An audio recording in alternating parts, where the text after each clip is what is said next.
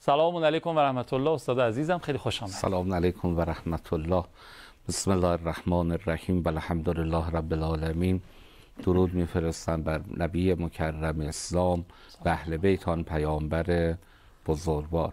عرض ادب و احترام هم دارم محضر بینندگان خوب برنامه، خدمت حضرت عالی همکاران محترمتون دارم. انشالله ماه شعبان المعظم هم بر همه مبارک باشه و این ایادی که پشت سر گذاشتیم انشالله ایامی باشه که زمینه تفکر دینی ما رو، شعور دینیمون رو افزایش داده باشه انشالله. انشالله به دعای خیر شما. خیلی ممنونم که دوباره تشریف آوردین و از شما هم قبول باشه. لطف دارین. این طرحی که پیاده شد توی هفته گذشته الحمدلله خیلی مورد اقبال مردم واقع شده. پیامک‌های زیادی دریافت کردیم که الان بخشش مقابل من هست، سوالاتشون هست که درباره عزیزانشون پرسیدن از شما. منتها روالمون اینطوری شد که ما بخش اول برنامه رو در واقع در خدمت شما باشیم و فرمایشاتتون رو بشنویم در حوزه مسائل تربیتی، بعد توی بخش دوم سوالات مردم رو بپرسیم.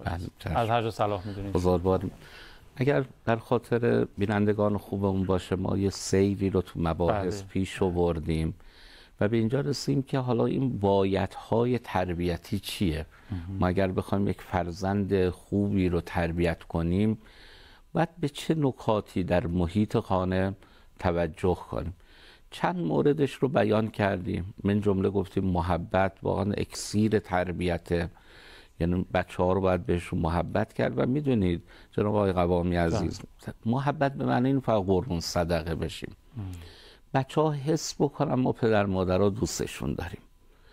این حس جان ما نباشه لزومنا. آقای ما پدر مادر واقعا بچه همون رو دوست داریم. دیدین حکایت اون پدری که بچهش میدوه زمین میخوره، یه دونم بابا میزنه پس گردن بچه، مثلا پوری مگه نمیبینی؟ این پدر دوست داره بچهش را، ولی شیوه ابرازش، شیوه ارتباطیش غلطه با فرزندش.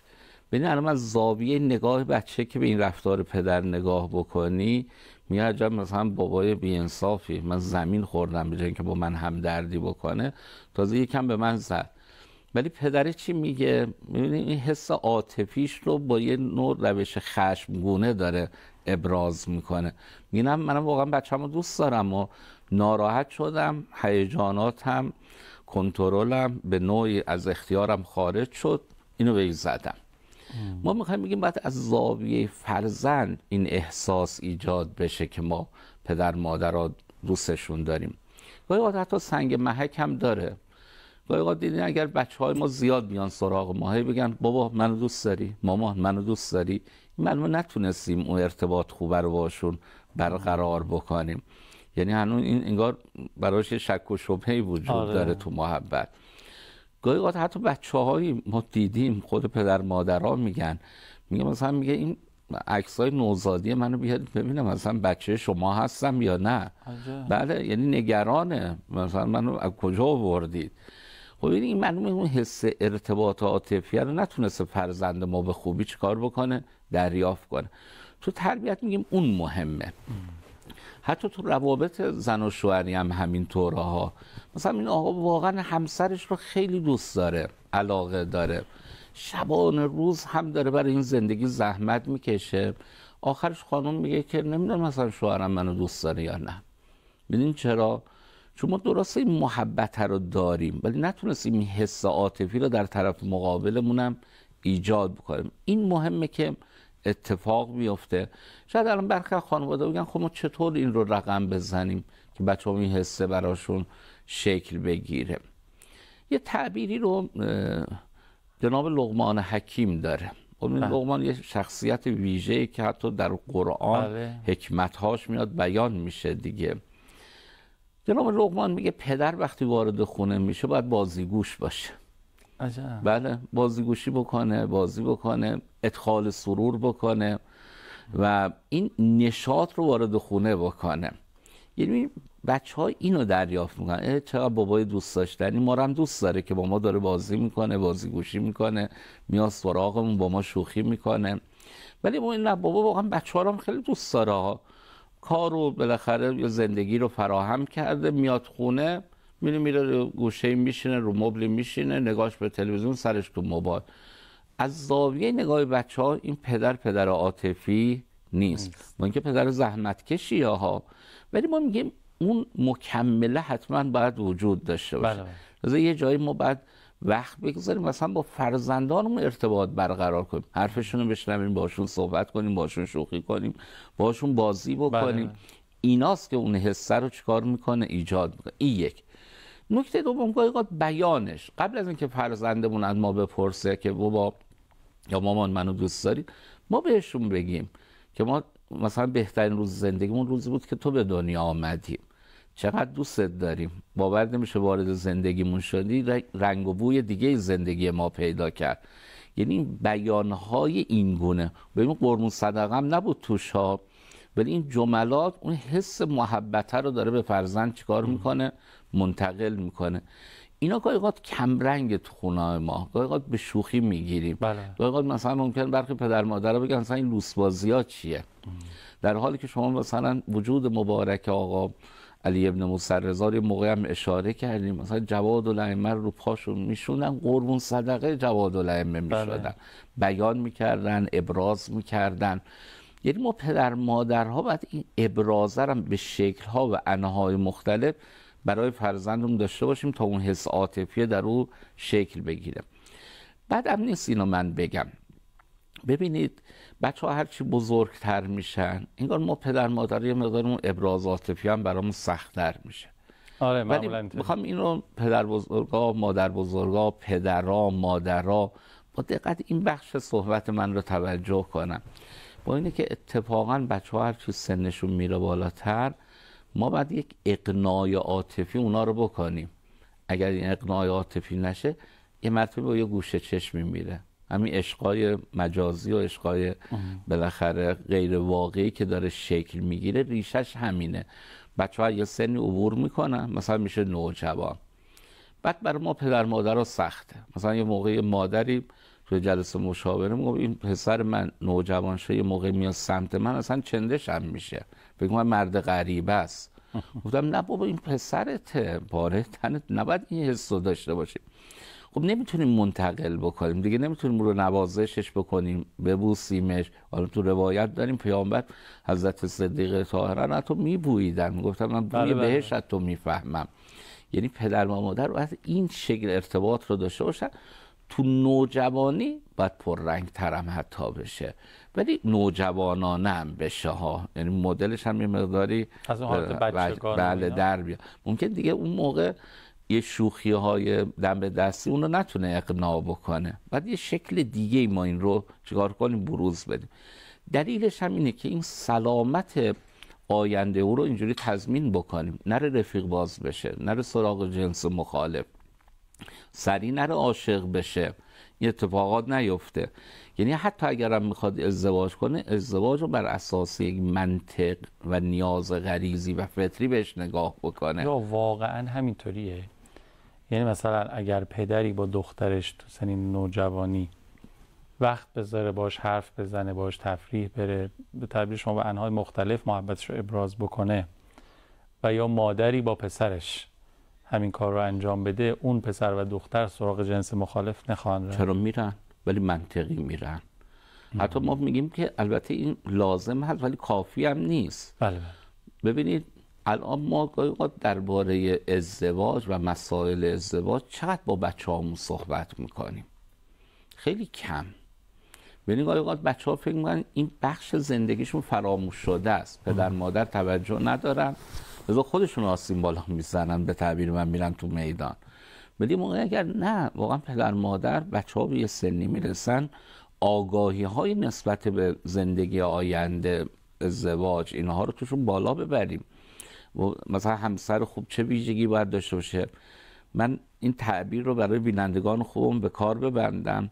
قبل از اینکه بچه‌ها برن دریافت‌های غلط رو از گروه‌های همسالشون داشته باشن، ما باید یک ذهنیت درستی از زندگی مشترک در ذهنشون شکل بدیم. مثلا می‌بینیم میره رفیقش بهش میگه مثلا فلان، آره من یه مثلا دوست دختر دارم، نمیدونیم چقدر قشنگه. اون معیارش میشه واقعا قشنگه، اونم بره بگرده یه قشنگش رو پیدا بکنه. یا فلانی مثلا نمیدونیم چقدر مثلا خوشتیپه پسره، می‌بینیم دختر ملاکش فقط میشه خوشتیپی شوهر آیندهش. دلیلش چه؟ دلیلش اینه که اون نیومده اون پک کامل رو، اون بسته کامل رو که برای زندگی آینده مورد نیاز قبل‌تر بگیم به بچه‌ها. یعنی واقعا یه درد و دلی من بکنم، حالا بعدم نیستش که انشالله مسئولین که وقت نمی‌کنن برنامه‌ها رو ببینن ولی به گوششون برسه خوبه.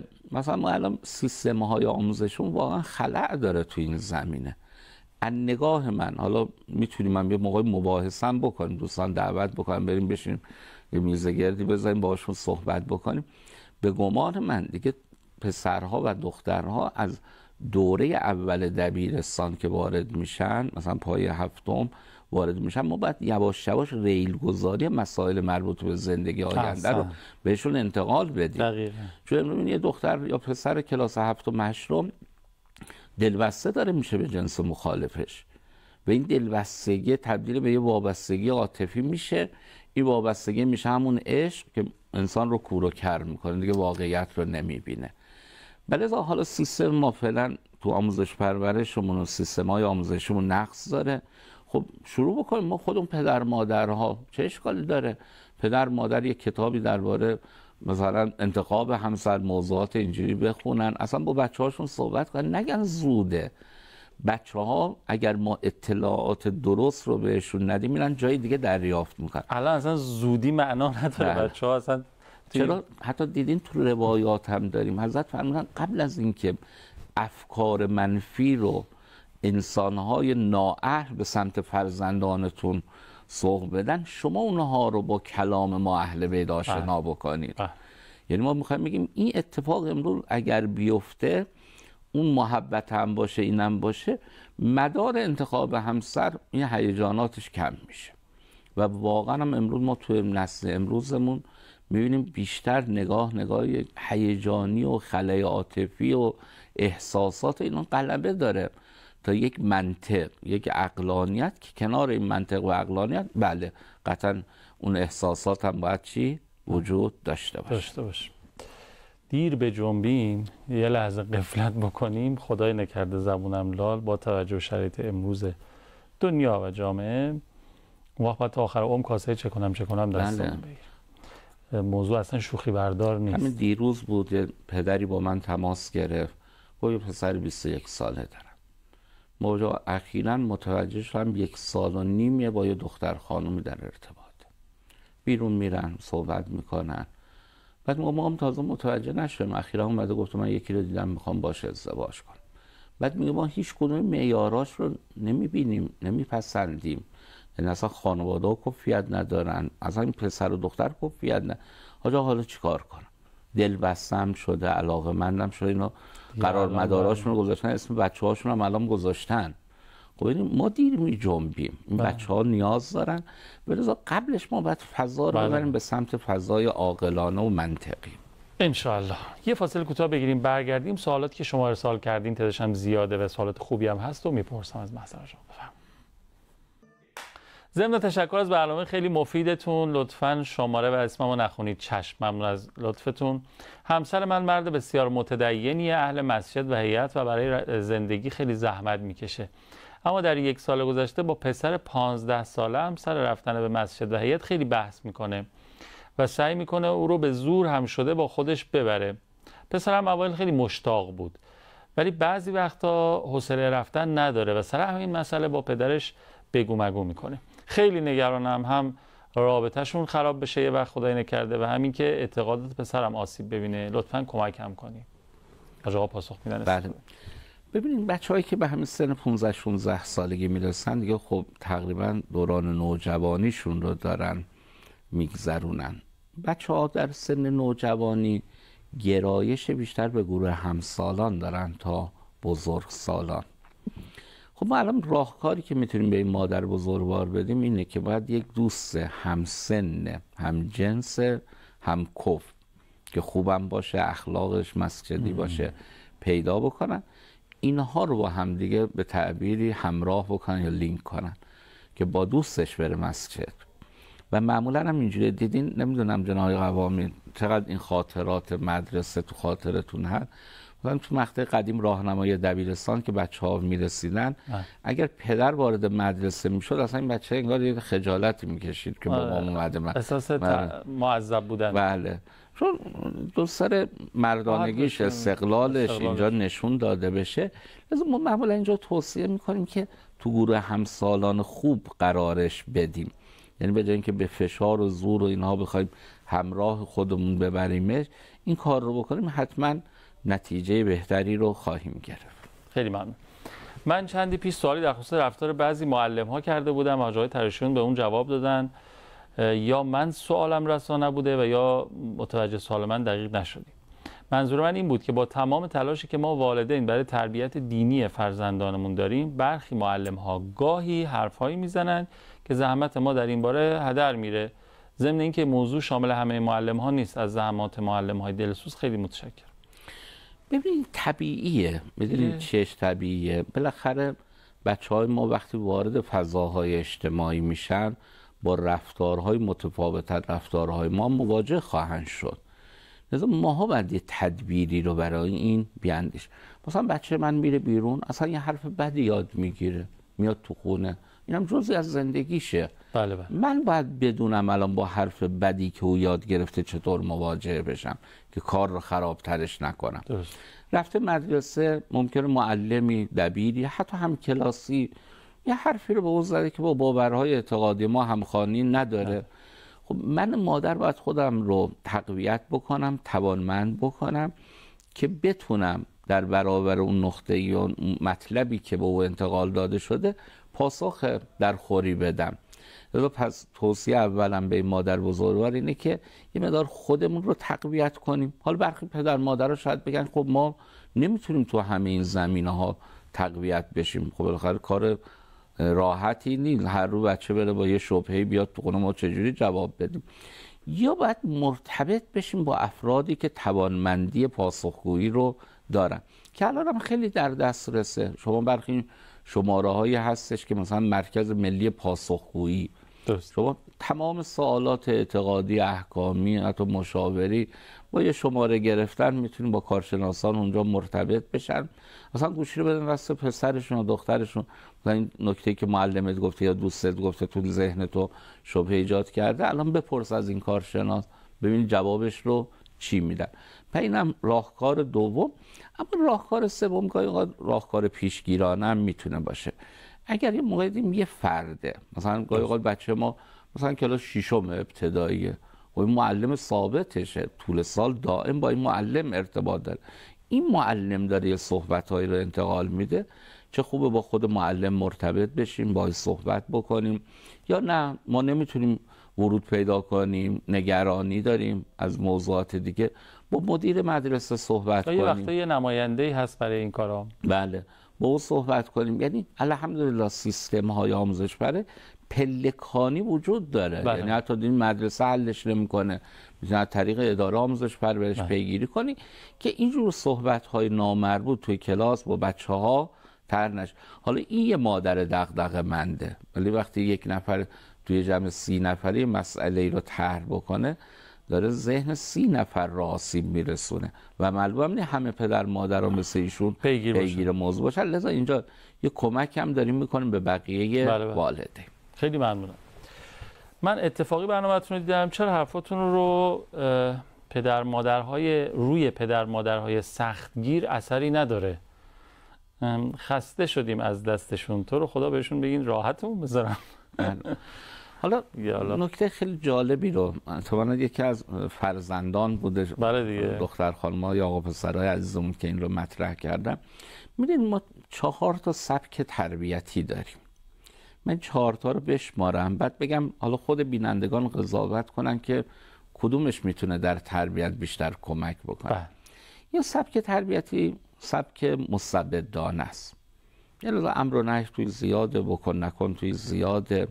خب این هر که باشه فشار روحی روش میاد. کوتاه مدت ممکنه جواب بده ولی در حد مسکن، بلند مدت اصلا یه جایی میره طغیان میکنه فرد. یه شیوه آسانگیریه در تربیت. مثلا امروز میخواد 9 شب بچه بخواد بخواب، مادر جون اشکال نداره. فردا میخواد یک نصف، اشکال نداره، مادر جون بخواب. با فلانی میخوای دوست بشی بشو، با بهمانی میخوای دوست بشی برو، اب نداره. رها کرد. بله. خب ببینید اینم معلومه تهش چیزی خوبی در نمیاد. یه سبک تربیتی سبک بی‌تفاوتیه. یه جای آسان میگیم اما اصلا بی‌تفاوت. مثلا میگیم که ببخشید آقای فلانی پسرتون کلاس چند؟ میگه بابا راستی امسال کلاس چند رفتی؟ مثلا نمیدونه چی داره میگه. من پسرم دارم. یا مثلا دوستاش کیه، کی میره، کی میاد، مثلا این خیالش رو اصلا کلا. خب اینم یه مدل بی‌تفاوتیه در تربیتی که آسیب میزنه. یا سبک تربیت منطقیه. یعنی برای بله گفتن، نه گفتن، همش پشتش منطقی وجود داره. کارهایی که میخوایم تو خونه انجام بدیم براش یک منطقی داریم. میتونیم یه دلیل به تعبیر من عام پسندی رو برای این کارها بیاریم. یعنی منطقه در زندگی حاکمه. لذا ما میگیم تربیت منطقی تربیت اثرگذاره. یعنی اگر ما به این سمت بریم، بذار واقعا اگر تربیت این شکلی باشه دیگه از این پیامک ما دریافت نمی‌کنیم. بله. بعدم میدونید جناب آقای قوامی عزیز، یکی از مشکلاتی که ما داریم، پدر مادرام آدمای خیلی خوبی اند، نیت‌هاشون هم خیلی خوبه، روش‌هاشون غلطه.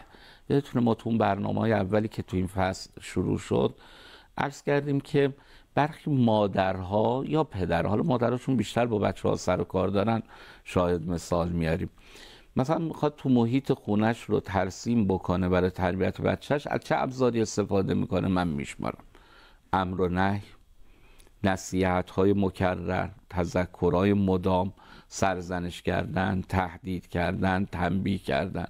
میگه آقا اینا رو از من بگیریم، من چجوری تربیت کنم بچه‌مو؟ یعنی این روش رو بلدیم. ولی ما داریم کمک میکنیم تو این برنامه که انشالله روش منطقی تربیت رو هم خدمت بینندگان بیان بکنیم. مثلا زیر به کرمان بردن. یه چیز کوچولو بپرسم فقط با بله خیر جواب بدین چون دیگه وقت نداریم. اگه توضیح لازم ان شاء الله برنامه‌های بعد، هر عزیزی، هر دختر یا پسری راجع به پدر و مادرش اینطوری بگه، ما میتونیم قضاوت بکنیم حتما اشکال از پدر و مادر بوده یا نه شاید این همون محبت هست میشه گفت. یعنی میبینیم ما داریم خیرخواهانه عمل میکنیم ولی از زاویه اون مستبدانه داریم پس ایرادی هست. بله دیگه بعد اینا یه اصلاح بکنیم. خیلی ممنونم استاد پرشون عزیز، دست شما درد نکنه.